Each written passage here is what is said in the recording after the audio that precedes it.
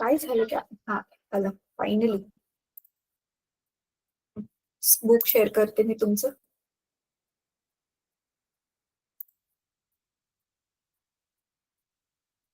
हो, हे थांबा 9वीचं बुक असेल हे.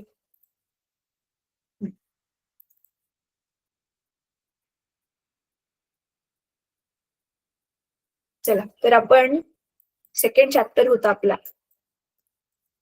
अच्छा मुलांनो, ह्या आठवड्यामध्ये लक्षात ठेवा, सगळ्यांना सांगते मी, आणि जे बाकीचे क्लासमध्ये नाही आहेत त्यांना पण प्लीज इन्फॉर्म करा, जे जे तुमच्या कॉन्टॅक्टमध्ये असतील, की आठवड्यामध्ये मी आता तुमचे सिलेबस होईपर्यंत प्रत्येक सॅटर्डेला मी तुमचा एक्स्ट्रा क्लास घेणार आहे. हा, कारण आपलं धडा अजून दुसराच चालू आहे. टोटल बघा, विद्युत धाराचे परिणाम आज संपेल, उष्णता, प्रकाशाचे अपवर्तन, भिंगे आणि हे अवकाश मोहिमा. आपण सायन्सचाच धडा आहे, म्हणजे फिजिक्सचाच आहे. 1 2 3 4 4 धडे अजून आपले राहिलेले आहेत. मग आपल्याला 2-2 आठवड्यातून पिरियड मिळाले तरच आपलं होऊ शकेल. तर सॅटर्डेला तुम्ही जॉईन करचाल ना? येस ठीक आहे, ओके ग्रेट. कोणाच्या तरी बॅकग्राऊंड मधून छोट मूल ओरडलेला आवाज झाला. चला, काही हरकत नाही. ते मी काय केलं थांबा.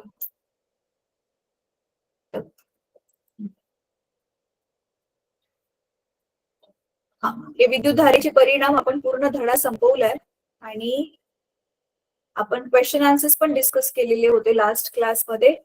आज आपण गणित सोडवूयात मुलांनो. थिअरीवाली गणित मला वाटतंय, थिअरीवाले क्वेश्चन्स थांबा एक मिनिट. हा, हे आपण बघितलेलं होतं, हे सगळं मी तुम्हाला एक्सप्लेन केलेलं आठवते, जनित्र वगैरे. Yes ma'am. आणि हे शास्त्रीय कारणे लिहा, हे पण झालेलं आपलं डिस्कस करून. हा, साक्षी होती त्यावेळी. साक्षी आन्सर करत होते. साक्षी, आपलं कुठपर्यंत झालेलं बेटा? आज आहे का साक्षी? 8वा प्रश्न चालू होता. ओके ग्रेट, ठीक आहे. चला 8व्या प्रश्नापासून पुढचं करूयात आपण. खालील विधानांपैकी कोणते विधान लांब सरळ विद्युत वाहक तारेजवळ चुंबकीय क्षेत्राचे बरोबर वर्णन करते? स्पष्टीकरण लिहा. तारेला लंब सरळ रेषांमध्ये चुंबकीय बलरेषा एका प्रतलातून जातात. लंब सरळ रेषा तर अजिबात नाहीये. समांतर तारेच्या सर्व बाजूनी चुंबकीय बलरेषा समांतर पण नाही. तारेला समांतर म्हणजे तार अशी उभी आहे ना, तर बलरेषा पण अशा उभ्या. आता हवेमध्ये कुठे बलरेषा उभ्या बनणार आहे? तारेला लंब व तारेपासून दूर, हे पण रॉंग आहे. हे चौथाच ऑप्शन करेक्ट आहे. समकेंद्री वर्तुळाकार तारेला केंद्रस्थानी ठेवून तारेला लंब प्रतलात चुंबकीय बलरेषा जातात. बरोबर आहे. म्हणजे तार अशी असल्यावर प्रतल असं लंब असेल, लंब प्रतलात समकेंद्री वर्तुळ. मला ना हे इंग्लिश पेक्षा हे म्हणजे मराठीपेक्षा हे लंब वर्तुळाकार बलरेषा इंग्लिश मध्ये हे जरा बरं वाटतंय. इंग्लिश मध्ये काय म्हणतात मॅम ते जे वर्ड्स आहेत ना ते इंग्लिश मध्ये सांगा, कारण मराठीतले कळत नाहीयेत. तेच सांगते बेटा, इंग्लिश मध्येच सांगते. समकेंद्री वर्तुळाकार म्हणजे कॉन्सेंट्रिक सर्कल्स. कॉन्सेंट्रिक सर्कल्सच्या फॉर्म मध्ये आहे आणि कुठे आहे ती परपेंडिक्युलर. मुलांनो, तुमच्याजवळ पुस्तक आहे की इंग्लिश वाले मीडियम मधले मुलं, बघा ना, सेम टू सेमच आहे ते. बघा, समकेंद्री वर्तुळ, समकेंद्री वर्तुळाकार म्हणजे कॉन्सेंट्रिक सर्क्युलर फॉर्म, तारेला केंद्रस्थानी ठेवून, wire is kept at centre, तारेला लंब प्रतलात, परपेंडिक्युलर, तो प्लेन जो आहे तो परपेंडिक्युलर टू दी वायर आहे, आणि चुंबकीय बलरेषा जातात, magnetic force lines. Magnetic force lines जे आहेत ते समकेंद्री वर्तुळाकार आकारामध्ये आहेत. ठीक आहे. चला, आता नाद कुंतल म्हणजे काय, सॉरी नाल कुंतल म्हणजे काय, त्याच्या चुंबकीय क्षेत्राची तुलना चुंबक पट्टीच्या चुंबकीय क्षेत्राशी करून आकृत्या काढा व भागांना नावे द्या. हे वालं इंग्लिश मध्ये आपण ज्याला सोलेनॉइड म्हटलेलं होतं.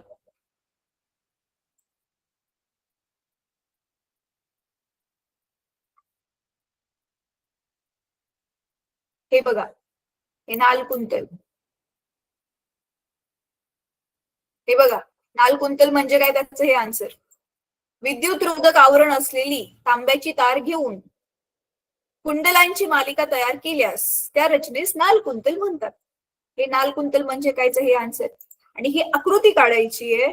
आपलं पट्टी चुंबकाची पण आकृती काढायची आहे. आणि काय सांगायचं आपल्याला, हे जे नाल कुंतल आहे हे सेम टू सेम पट्टी चुंबकासारखंच काम करतं ज्यावेळी आपण ह्याच्यामधून विद्युत धारा वाहतोय. ठीक आहे, ह्याच्यामध्ये एक्सप्लेनेशन ते ऑलरेडी दिलेलं आहे, हे आपण डिस्कस पण केलेलं आहे क्लासमध्ये. अच्छा, आता पुढचा प्रश्न बघूयात.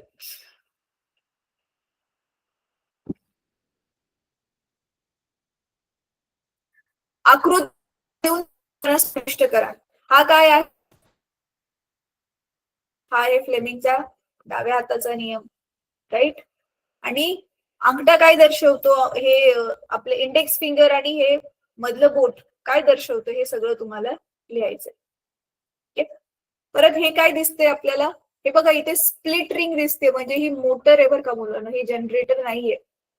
हा, इथे अमिटर नाही, इथे नुसतं अमिटर लावलंय. स्प्लिट रिंग आहे की स्लिप रिंग आहे? स्प्लिट रिंगच आहे. हे आपली मोटर आहे. मोटर म्हणजे हे जनित्र आहे, विद्युत जनित्र आहे हे. ठीक आहे. अच्छा, आता आपण गणित सोडवूयात. आता ही गणित सगळीच्या सगळी मुलांना सोडवून होतील नाही होतील, पण चला एक एक गणित आपण सोडवूयात. रेडी? पेन पेपर घेऊन गणित सोडवायला. वही आहे बरोबर? चला आता गणित. Very good. गणित सोडवताना मुलांना आता तुम्ही मला हेल्प करणार आहे, कारण तुम्हाला मी ऑलरेडी शिकवलंय.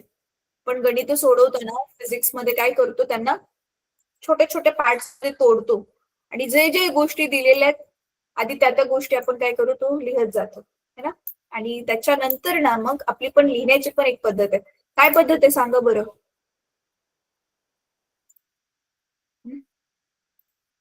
काय पद्धत आहे आपली गणित लिहिण्याची?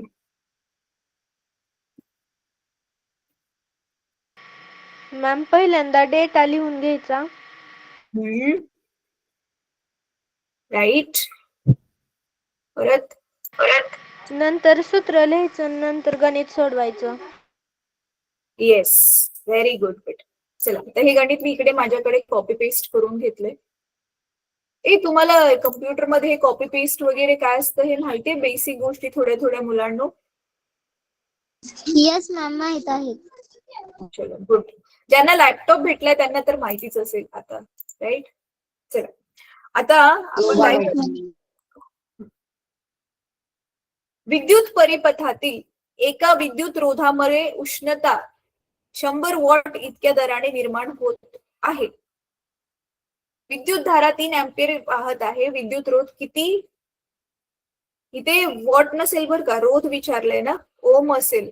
ते कॉपी पेस्ट इथे कधी कधी ना चुकीचं होतं, कारण असतात. हा, ओमच आहे मॅम, ओहम आहे.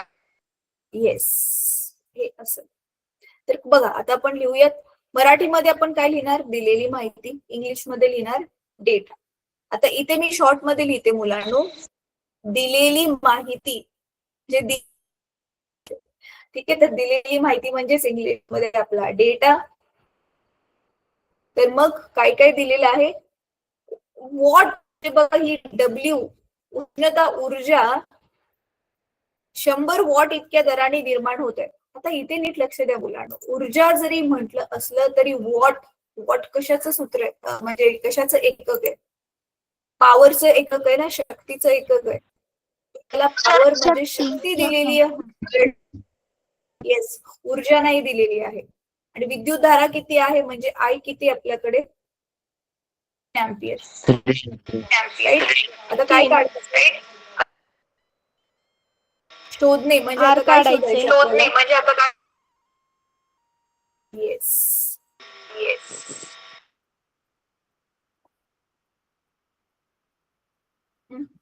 फॉर्म्युला म्हणजे आता सूत्र आपण कोणतं वापरणार आहे?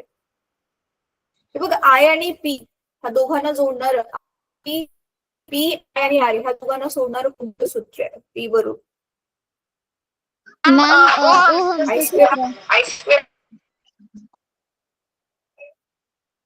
पॉवरचं P सूत्र is I equal square R. to I square into R. हा, मग आता ह्याच्यावरून आर साठी सूत्र काय बनेल हे इकडे गेल्यावरती I स्क्वेअर आर बरोबर बी छेद I2. येस. चला मग आता सरळ किमतीच ठेवायच्या. पी किती आहे 100, आय किती आहे 3 गुणिले 3 म्हणजे किती आलं 100 भागिले 9. राईट. पॉइंट मध्ये उत्तर 9 एके 9 एक उरेल, परत 10 बनेल, परत 9 एके 9. हे माहितीये ना तुम्हाला, करून बघा हवं तरी ते 100 आणि एके 9 वरतून आला 0, परत 9 एके 9. तर असं पॉइंट टाकून पण तुम्ही एक्स्ट्रा शून्य घेतले तर हे 1.11 येत जाणार आहे. सो 1.11.111 तर 2 पर्यंत घेऊन सोडून द्यायचं. तर आलं आपलं उत्तर. किती दिले पुस्तकात उत्तर किती दिले? तेवढंच दिलंय 11. 11 Yes, ma'am. Yes, ma'am. हा, आता त्यांनी 0.11 का नाही दिलं I don't know. Nearly equal to. Answer जे आहे हा त्यांनी हे केले काय म्हणतात सरासरी Nearly उत्तर दिलेलं आहे equal to. जवळची. येस. चला आता पुढचा प्रश्न. मुलांना ह्याचा स्क्रीनशॉट घ्या. आता कॉपी करायला वेळ नाही आपल्याकडे. स्क्रीनशॉट घ्या, समजतं व्यवस्थित काय लिहिलंय मी. ते नंतर तुम्ही तुमच्या चांगल्या हँडरायटिंग मध्ये कॉपी करा. आता पुढे दुसरं येस मॅम, स्क्रीनशॉट घेतला. ठीक आहे, गुड.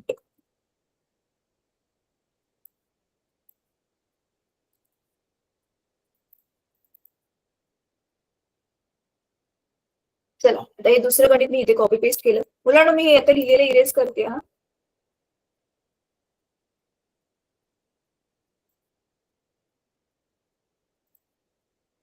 हा आता काय दिलेलं आहे अच्छा ते नंबर आहे 2 टंगस्टन बल्ब. बघा 2 टंगस्टन बल्ब आहेत आपल्याकडे. इथे एक असा घेऊयात बल्ब. हे ओम दिसते. हा एक बल्ब घेऊया आपण टंगस्टनचा आणि इथे अजून एक घेऊयात. तर आता हे 2 बल्ब घेतलेत आपण. ठीक आहे. आता काय केलेत, टंगस्टन बल्ब 220 इतक्या विभवांतरावर चालतात. दोघांसाठी पण आपला व्ही किती आहे विभवांतर 220 व्होल्टच आहे दोघांसाठी पण. ते प्रत्येकी 100 वॉट व 60 वॉट, म्हणजे हा 100 वॉटचा आहे आणि हा 60 वॉटचा आहे. तर ते समांतर जोडणीत जोडले असतील तर मुख्य विद्युत वाहकातील विद्युतधारा किती असेल? बघा आधी मुलांनो नेहमी म्हणून काय करायचं, आकृती काढून घ्यायची. असे काय प्रश्न वाचूनच लगेचच आकृती काढून घ्यायची. बघा काय केलेलं आहे, कशामध्ये जोडलेले, समांतर जोडणी. समांतर जोडणी म्हणजे हे बघा इथे एक बल्ब आहे, ही आकृती तुम्ही पण काढायची हा. आणि इथे हा दुसरा बल्ब आहे. एक मिनिट.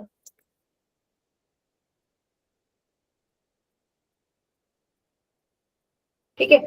तर हा बल्ब कितीचा आहे, हा 100 वॉटचा आहे. हा बल्ब 60 वॉटचा आहे. आणि आता हा सर्किट मधनं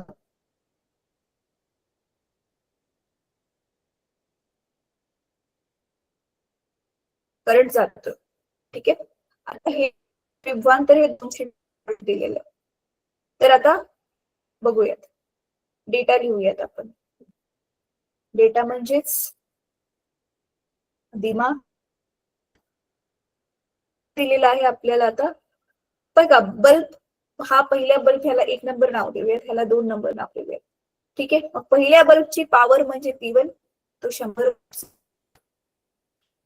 दुसऱ्या बल्बची पॉवर म्हणजे P2 तो 60. आणि दोघांसाठी पण म्हणजे V1 आणि दोघांसाठी V1 म्हणजे V2 सेमच आहे.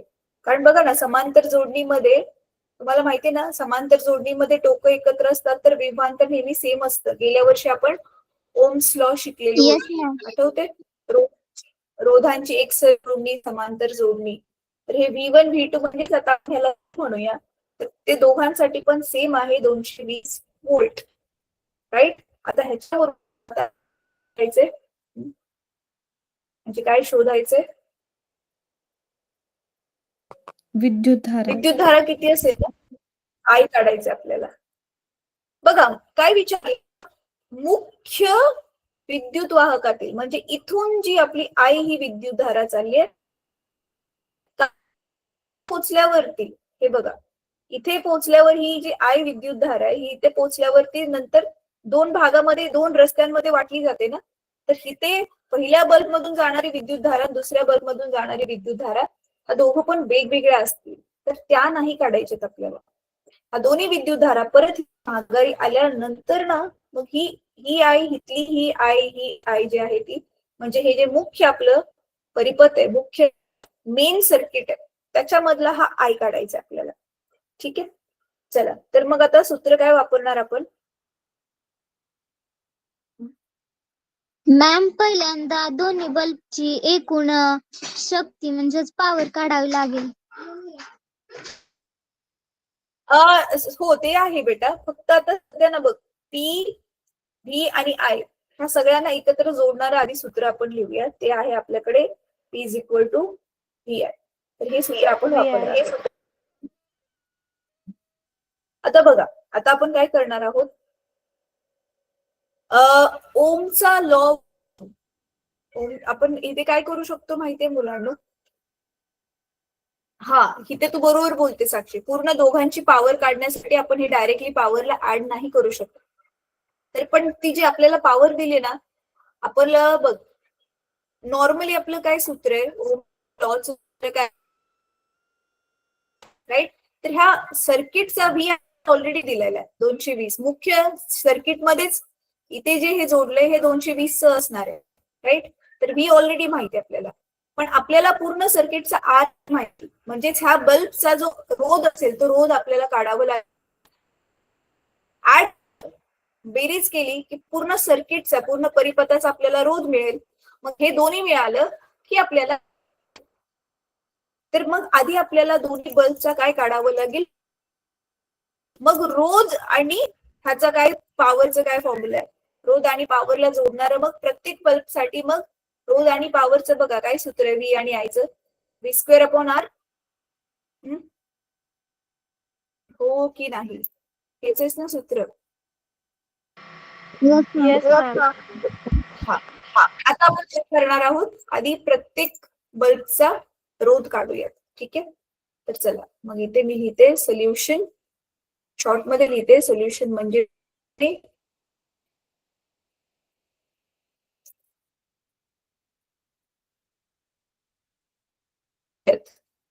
बल्ब 1.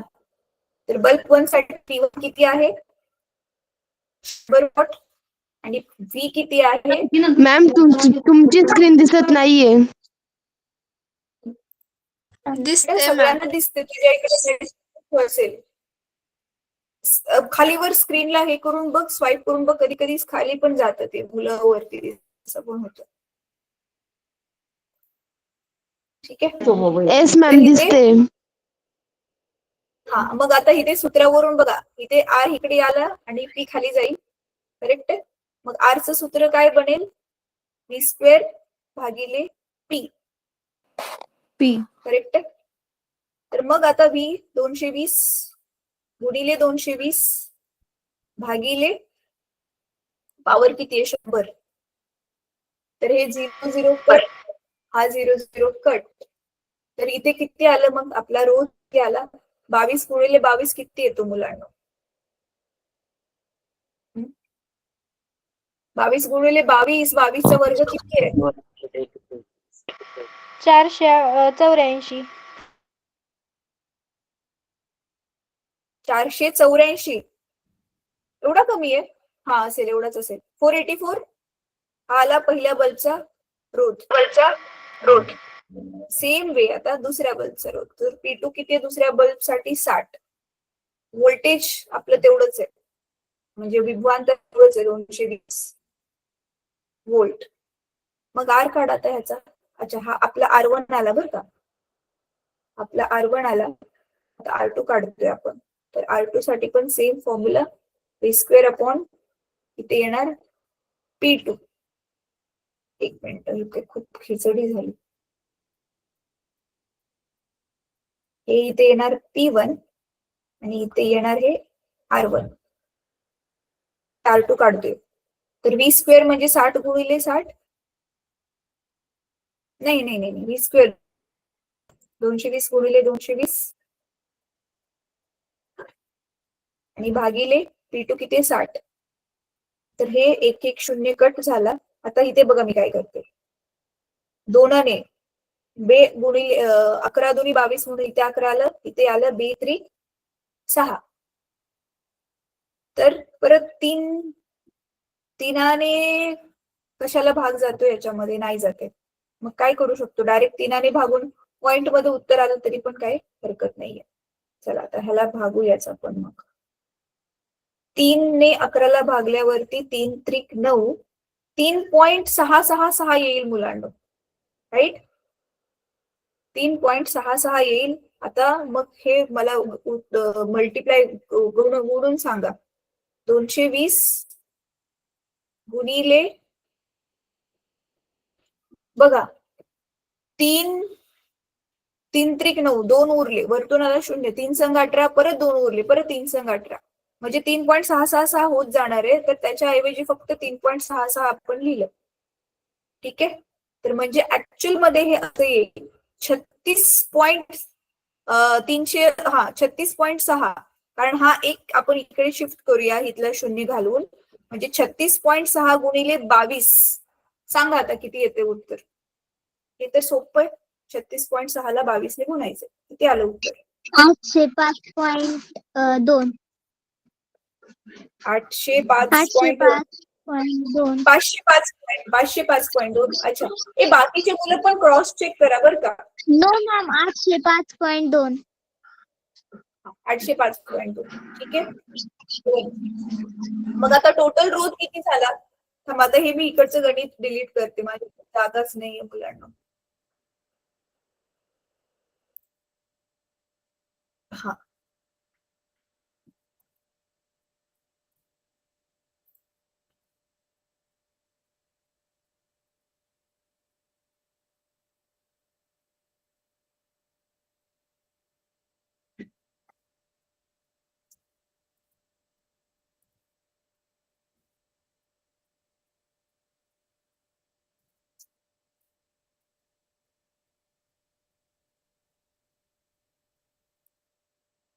ते यार हे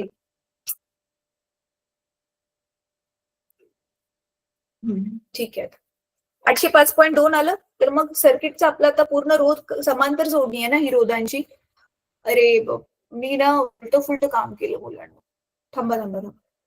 पण रोधांची समांतर जोडणी कॅल्क्युलेशन करायची गरजच नव्हती. थांबा, शॉर्टकट सांगते तुम्हाला कॅल्क्युलेशनचा. आरपी काढावं लागेल ना आपल्याला, रोधांची समांतर जोडणी आहे. तर बघा, इथे आहे 1/R1, इथे आहे 1/R2. तर आपल्याला हे नको काढायची गरज नाही, इथे पण वरती पण काढायची गरज नाही. सरळ आपण काय आता इथेच लिहूया उत्तर.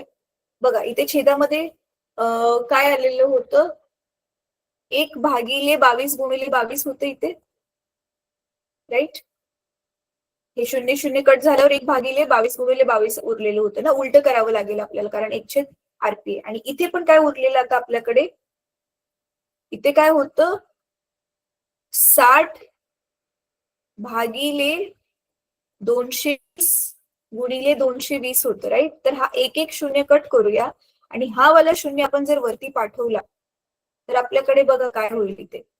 इथे 22 गुणिले 22 अधिक हा 1 वाला 0 वरती घातल्यावर बघा वरचं 0.6 पडेल आणि इथे आपल्याकडे काय उरेल 22 गुणिले 22. छेद समान झाले की नाही. मग आता वरती बेरीज होणार. सो 1.06 आणि भागिले 22 गुणिले 22 ते किती होत, 22 गुणिले 22चं उत्तर किती आलेलं होतं?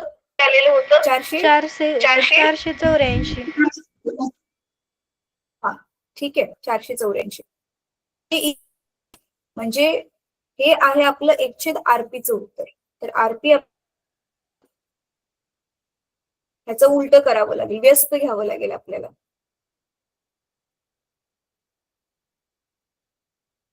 तर आरपी किती होईल आता आपल्याकडे 484 अपॉन 1.6 म्हणजे 4840 डिवायडेड बाय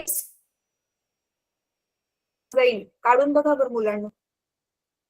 आणि रेडने लिहिते मी म्हणजे तुम्हाला कन्फ्युजन नको व्हायला.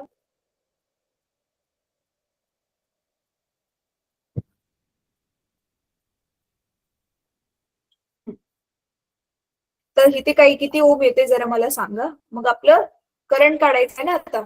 करंटसाठी मग आपलं सूत्र काय आहे ओम्स लॉचं? V is equal to IR. तर आर मिळालं आपल्याला, त्यात गुणायचंच आहे, व्ही ले आर ला गुणायचंच आहे फक्त आय काढण्यासाठी. तर I is equal to V is equal to IR आहे ना. हा, तर आय काढायचं असेल तर V अपॉन आर जो आता आपला येईल तो. तर V आहे 220. आणि इथे मी ह्याला पण जसंच्या तसंच ठेवतो मुलांना. थांबा बघूया किती आहे इथे. 4840 अपॉन 60. 4840 भागिले 16. तर हे खाली छेदाचा छेद 16 वरती जाईल म्हणजे येईल उत्तर 220 गुणिले 16 भागिले 4840. तर हा 0 झाला कट. आणि आता ह्याचे पुढचे कॅल्क्युलेशन तुम्ही करा. बघा ह्याला मी थोडं छोटं करते, थांबा. इथे बघा आपण इथे 4840 आपला 484 22चाच वर्ग होता ना. तर इथे वरती 22 गुणिले 16 आणि खाली 484 ला परत आपण 22च लिहूया कॅल्क्युलेशन इझी करायला. हा बघा हे 22 कट झालं. आता उत्तर आलं 16 भागिले 22. तर 16 भागिले 22 ला परत ह्याने भागा. 2 16 आणि 11. 11ला 8ने भागल्यावर किती येते उत्तर? सॉरी 8ला 11ने भागल्यावरती किती उत्तर येते? तर 11 0 0 आधी तर मग हे 80 बनेल पॉइंट टाकून. 11 7 77. 2 उरेल, 3 उरेल, परत 11 2 22. 0.72 हेच दिले का उत्तर? हो बरोबर आलं उत्तर. मला वाटलं एवढी लॉंग प्रोसेस आहे, उत्तर चुकतंय की काय. काय काय केलं बघा, परत एकदा एक्सप्लेन करते मुलांना. हे तुम्ही सगळे आहात ना, कोण काय बोलतच नाहीये. Yes ma'am.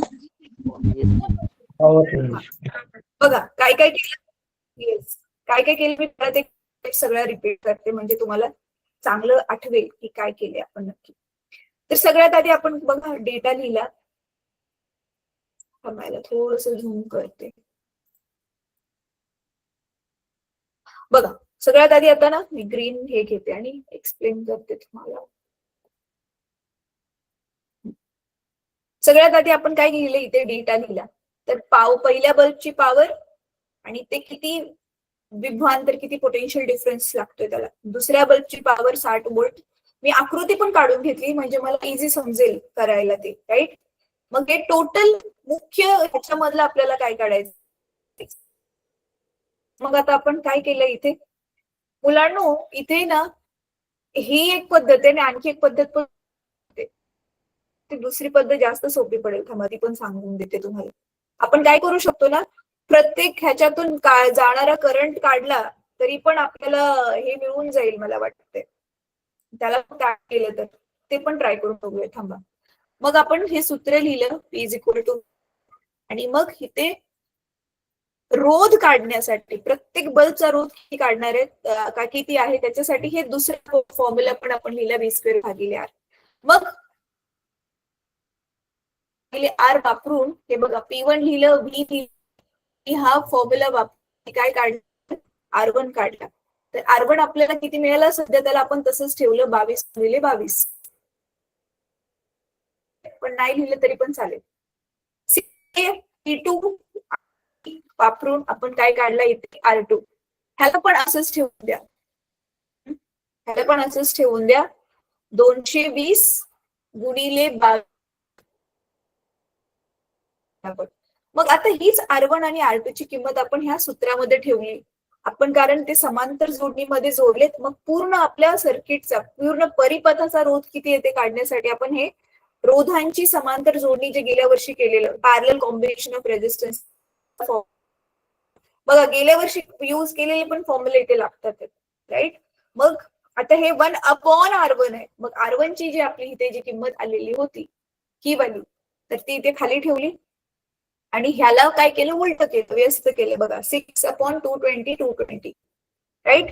आणि मग छेद आपली समान झाले आणि अंशांची बेरीज केली मग आपण, आणि मग फायनल आपण काय केलं, आन्सर काढलं. तर इथे ना हे सगळं लिहिता, थांबा मी ह्याला इरेजच करते. हे खाली 484च राहू देत, हे 16 वगैरे पण नका आणू, आपण इझी करूया ह्याला. मॅम तर इथे हा बेटा, तर इथे 22 गुणिले 22च राहू द्या. हा मॅम इथे 1.6. जर हे गणित असं सोडवलं म्हणजे जर 100 वॉट आहे ना आणि 60 वॉट यांची बेरीज केली म्हणजे P 160 आलं, आणि त्यानंतर आपल्याकडे P पण आहे, V पण आहे आणि I पण आहे. मग आपण या सूत्राने सोडवू शकतो का? P is equal to V multiply बरोबर येते काय मॅम? साक्षी, उत्तर बरोबर येते, उत्तर बरोबर येते. येस मॅम, मी सोडवलंय आता. अच्छा ठीक आहे, मी चेक करते, थांब. तसं लवकर होत असेल तर तसं पण करू शकतो आपण. पण कधी कधी काय हो असतं ना, मॅम, हे दिलेल्या पॉवर्स ऍड नाही करत. कधी कधी ते सर्किट मध्ये ते टेक्निकली ते राईट नसतं, कारण डायरेक्ट पॉवर्स ऍड होत नाहीत कधी, कारण ते समांतर जोडणीमध्ये जोडलेत ना, तर पॉवर डिरेक्टली आपण त्याला ऍड नाही करू शकत. बरं ठीक आहे, थांब आपण बघूया, चेक करूया. तर मग हा आपला रोध रेझिस्टन्स आला. मग हे आपलं ओमचा लॉ V भागिले R. तर मग V 220 दिलाय आणि ही जी आपली आता R होती आपण ठेवली आणि मग काय पुढे याला सॉल्व्ह केलं आणि उत्तर आलं आपलं आईचं 8/11 अँपियर, आणि मग पॉइंट्स मध्ये आपण त्याला काढलं 0.72 अँपियर्स. ठीक आहे. आता ना ही साक्षी ह्याचा स्क्रीनशॉट घ्या मुलांना, पटकन स्क्रीनशॉट घ्या, म्हणजे मी पुढचं तुम्हाला दुसरी पद्धत चेक करूया, साक्षी जशी म्हणते तशी. झालं? घेतला स्क्रीनशॉट? Yes ma'am. ठीक आहे. तशी खूपच खिचडी झाली. चला ती आता आपल्याला, तर 100 आणि 60, तर हे झालं 160. ठीक आहे, हे 160 झाली. 160 वॉट ही झाली आपली पॉवर. V ऑलरेडी दिलाय आपल्याला 220 व्होल्ट. तर आपलं सूत्र काय आहे, I. तर मग आयचं सूत्र काय बनेल, P भागिले V. तर म्हणून I आपण लिहिला P/V. तर P आहे आपला 160. अरे हो, हेच तर आलेलं मगाशी, आणि हे आहे आपलं 220. हे कॅन्सल झाल्यावर हो 8/11. चांगली गोष्ट आहे, हे शॉर्टकट मध्ये आन्सर येते. मग सरळ सरळ 0.7. पण हे ना मुलांनो, इथे तसं येतंय, पण ह्याच पद्धतीने दुसरी आणखी काही गणित सोडवली ना, त्याला ते आन्सर चुकीचं येत होतं. कारण तुम्ही सर्किट इमॅजिन करा, वरती एक बल्ब आहे, खाली एक बल्ब आहे, आणि दोघं वेगवेगळ्या पॉवरचे आहेत, आणि त्यांचा स्वतःचा पण एक रोध असतो. तर आपला करंट त्याच्यातून जाईल ते त्याच्या रोधावरती पण अवलंबून असतं, त्याचे रेटिंग दिलेले असतात. तर रोध काढणं जे आहे ते गरजेचं असतं. पण ठीक आहे, असं होतंय तर चांगली गोष्ट आहे. ठीक आहे, तर झालं, हे पहिलं गणित समजलं. ह्याचा पण स्क्रीनशॉट घ्या, तुम्ही ह्याच पद्धतीने सोडवा. ठीक आहे, पण ती दुसरी वाली पद्धत पण लक्षात ठेवा. चला आता तिसरं गणित. कारण ना ती आपले रेफरन्स बुक्स असतात ना, रेफरन्स बुक्स म्हणजे व्यतिरिक्त पण की जे पुस्तक असतात ज्याच्यामध्ये हे एक्स्ट्रा माहिती दिलेली असते, अजून एक्स्ट्रा गणित दिलेली असतात, तर त्याच्यामध्ये काही काही गणित सोडवलेली जी असतात ना, तर मी सीबीएसई बोर्डाच्या मुलांना हा चॅप्टर शिकवत होते ना, तर त्याच्यामध्ये ती तशी वाली गणित होते जी अशी डायरेक्ट ऍड करून येत नव्हती पॉवरची. ठीक आहे, चला आता कोण अधिक विद्युत ऊर्जा खर्च करील? 500 वोल्ट टीव्ही संच 30 मिनिटात की 600 वोल्टची शेगडी 20 मिनिटात? ठीक आहे, तर चला आता आपण लिहूयात. आधी पहिल्या टीव्ही साठी पॉवर P1 लिहूयात. तर त्याची किती दिलेली रेटिंग? 500 वोल्ट. आणि 500. त्याच्यासाठी टाइम किती दिलाय? टाइम बघा, टाइम 30 मिनिट दिलाय ना मुलांना, 30 सेकंड मध्ये मिनिट कन्वर्ट करून घ्यायला. मध्ये कन्वर्ट करून घ्या किंवा ह्याला किलोवॉट मध्ये कन्वर्ट करून घ्या. काय विचारलंय? विद्युत ऊर्जा ना, ऊर्जा विचारलेली आहे, ई विचारलाय. E is equal to PT असतं आपलं सूत्र. अच्छा ठीक आहे, ह्यालाच आपण हे करूयात, किलोवॉट मध्ये करूयात ह्यालाच. मग P1 ला 500 भागिले 1000, राईट. ह्या 2 शून्य कट, 0.5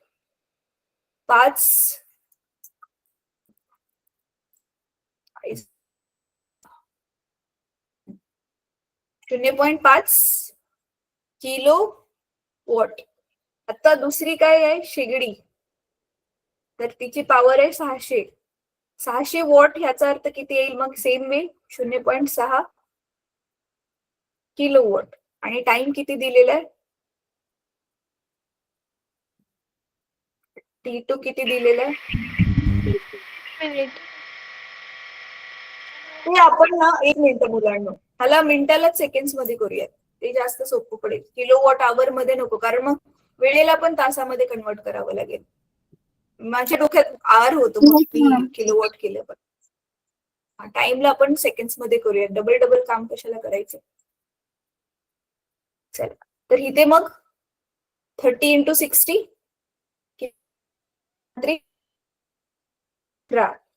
आणि 2 शून्य सेकंड्स. इथे T2 किती येईल? इथे T2 किती येईल? 20 मिनिट आहेत.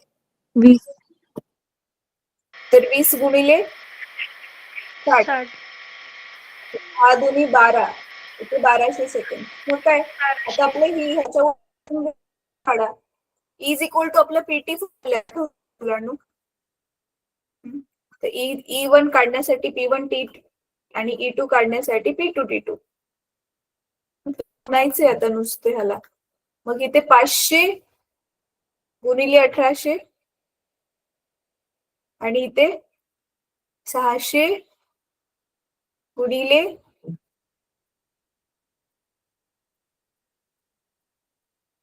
आठवते ना तुम्हाला पॉवर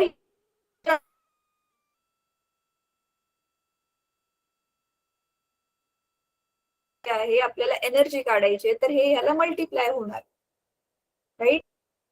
येस मॅम.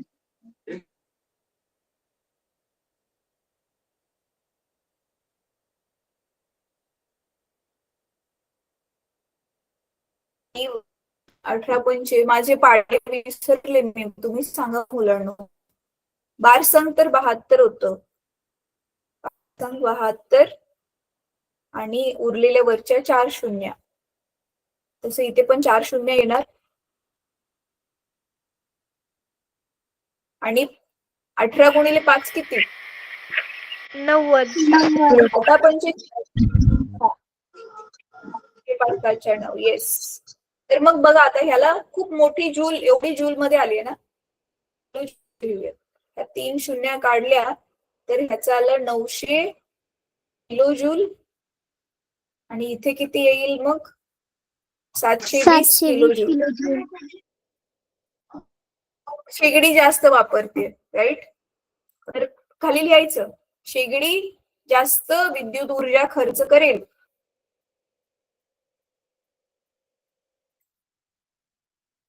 ह्याच्यामध्ये आन्सर टीव्ही संच कसं दिलंय? कोण अधिक विद्युत ऊर्जा खर्च करेल? मला ह्याच्यामध्ये साक्षी, हे तू सोडवले शाळेमध्ये, ते तुमचं काय आन्सर आलेलं? हो मॅम, हेच आलंय मॅम. अरे सॉरी हा टीव्ही बरोबर. जास्तच आहे ना, हा टीव्ही टीव्हीची संच. रेटिंग, हो टीव्ही संच जास्तच आहे. बरोबर आहे, बरोबर आले आपलं आन्सर. ठीक आहे मुलांनो, आता ना आपल्याकडे 5 मिनिट आहेत अजून, शेवटचं गणित पण संपवून टाकूया 5 मिनिटात. चला ह्याचा स्क्रीनशॉट घ्या. तर ह्याच्यामध्ये लिहा मग टीव्ही संच. तर मी इंग्लिश मध्ये लिहिते टीव्ही, टीव्ही सेट. टीव्ही संचला टीव्ही सेट म्हणतात. तर ह्याचा स्क्रीनशॉट घ्या. चला तोपर्यंत मी पुढचं गणित कॉपी पेस्ट.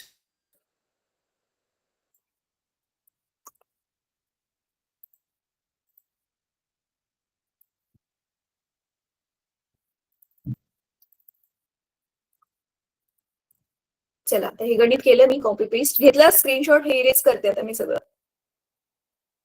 चला आपली गणित सोडवून होतील हे महत्वाचं. मला वाटलं होतील की नाही, कारण वेळ लागतो ना ह्याला गणित सोडवायला.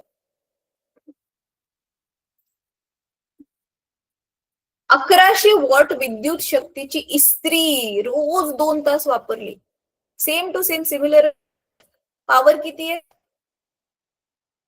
1100 वॉट 2 तास वापरली आहे. अच्छा, आता इथे 2 तासामध्ये दिले ना, तर पॉवरला आपण काय करूया, किलो जूल मध्ये करूया, हजाराने भागू. तर उत्तर काय येईल मग? 1 किलो वॉट. टाइम किती दिलेला आहे? 2 आवर्स. अच्छा, आता इथे विजेचा खर्च काढायचा. तिथे काय करणार मुलांनो, किलो वॉट आवर्स मध्ये आपण काढलं की युनिट असतं, माहितीये ना तुम्हाला. एनर्जी, विद्युतधारा किती खर्च होते तर ते काढणार. तर इथे आपण P इंटू टी करणार. मग 1.1 इंटू 2. किती इझी झालं बघा हे गणित. मग आन्सर आलं 2.2. 2.2 जूल ही एका दिवसामध्ये वापरली जाते. बरोबर आहे. एप्रिल महिन्यात किती दिवस असतात? ठीक आहे. मग मग आपण इथे लिहिणार मुलांनो बघा, इलेक्ट्रिक कन्झम्पशन. इलेक्ट्रिक कन्झम्पशन म्हणजे मराठीमध्ये लिहिणार एप्रिल महिन्यातील विद्युत धारेचा वापर. इथे इंग्लिश मध्ये लिहिणार electric consumption in April. April महिन्यातील विद्युत धारेचा एकूण वापर. तर मग ह्याला 30 ने गुणावं लागेल. एका दिवसाचं एवढं आहे. तर एप्रिल महिन्यामध्ये असतात ना, तर हे 2.2. मग किती आला आन्सर? पॉइंट निघून जाईल, 22 राहील. 22 त्रिक 66. 66 किलो वॉट आर. सॉरी हा, इथे किलो वॉट आर येईल. राईट. युनिटची 1 किलो वॉट आर म्हणजेच 1 युनिट असतं, तर 5 रुपये. म्हणून आता मग विद्युत धारे मी ते डायरेक्टली कॉस्ट म्हणजे एकूण खर्च किती येईल? 5 गुणिले एप्रिल महिन्याचा जो वापर आहे तो 66.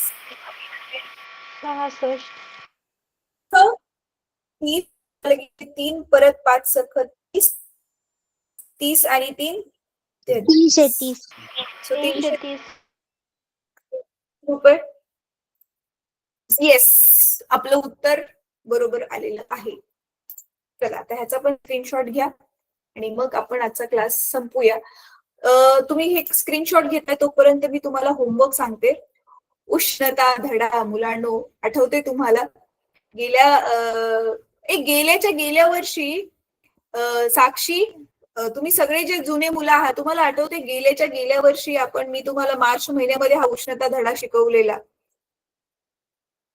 का? उष्णता धडा मी तुम्हाला मार्च मध्ये शिकवलेला ना, जो कठीण होता खूप समजायला.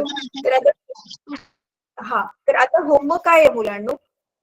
हा जो धडा आहे ना, 10वीचा धडा, तो गो थ्रू करण्याच्या आधी तुमच्याकडे 8वीचं पुस्तक असेल, नसलं तर आजूबाजूला पण तुमच्या मुलं शिकतात, शाळेमध्ये पण मुलं आहेत, त्यांच्याकडून 8वीचं पुस्तक सायन्सचं मागायचं, एकदा धडा 8वीचा वाचून काढायचा. हाच होमवर्क आहे तुमचा. आपण आता शनिवारी भेटणार आहोत. आज शुक्रवार मध्ये 1 दिवस तुम्हाला मिळतोय, आज उद्या, आणि ऑफकोर्स शनिवारी पण संध्याकाळी क्लास असेल, तर 2 दिवस तुम्हाला मिळतात. प्लीज धडा वाचा, नाहीतरी हा 10वीचा उष्णता धडा डोक्याच्या वरून जाणार. कारण मला स्वतःला पर्सनली ना हा उष्णता हा टॉपिकच बाकी सगळ्या लाईट, इलेक्ट्रिसिटी म्हणजे विद्युत धारा, प्रकाश, ध्वनी, हे सगळे जे आपले वेगवेगळे आपण बघतोय ना, मी सांगितलेलं बघा, आपण सगळ्या प्रकारची जी ऊर्जेची स्वरूप आहे त्याचाच अभ्यास करतो फिजिक्स मध्ये. तर ही सगळ्या प्रकारची जी स्वरूप आहे त्याच्यामध्ये हे जो उष्णतावाला जो टॉपिक आहे ना, जो आता तुम्हाला 10वी पर्यंत आहे, तो थोडासा डिफिकल्ट वाटतो समजून घेण्यासाठी. हा, ग्रॅज्युएशन मध्ये 11वी 12वी मध्ये बाकीचे जे टॉपिक्स आहेत ते जास्त डिफिकल्ट आहे, पण 10वी पर्यंत हा उष्णता टॉपिक सगळ्यात डिफिकल्ट आहे. ठीक आहे, तर नीट तुम्ही तो धडा 8वीचा वाचून या. ठीक आहे, काय होतं धड्याचं नाव उष्णतेचे मापन असं काहीतरी नाव होतं ना धड्याचं 8वीला. चला ठीक आहे मुलांना, आता माझा अजून एक क्लास आहे, मी अजून फ्री नाही झाले, तर मी आता शनिवारी तुम्हाला भेटते. ठीक आहे, होमवर्क पक्का करा. Okay ma'am. चला सगळ्यांना बाय बाय, गुड नाईट.